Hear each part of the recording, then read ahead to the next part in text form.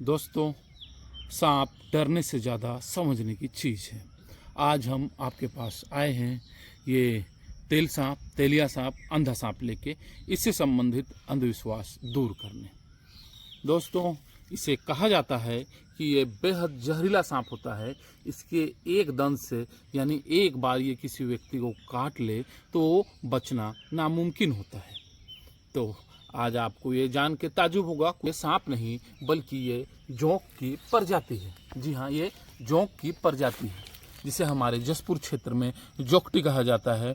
लोग मछली मारने वाले बंसी कांटे में जिसका उपयोग करते हैं, ये उसी एक प्रजाति से है।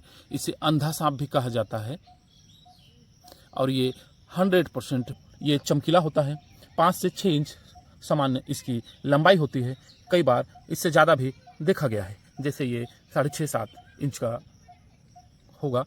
और स्पष्ट देख रहे हैं आप कि कहीं से भी ये सांप नहीं है। ये बिल्कुल छोटा सा होता है और ये इसका भोजन होता है लार्वा, अंडे, दीमक और चींटी टाइप की जितनी भी छोटे कीड़े मकोड़े होते हैं उनके अंडे को ही मुख्य तौर पे खा जाता है। अगर इनके साइज बड़े हैं तो दीमक या चींटी को भी खाने का प्रयास कर सकता है। अगर आप देख पाएँ तो बिल्कुल छोटा सा आपको इसका मुंह दिखेगा।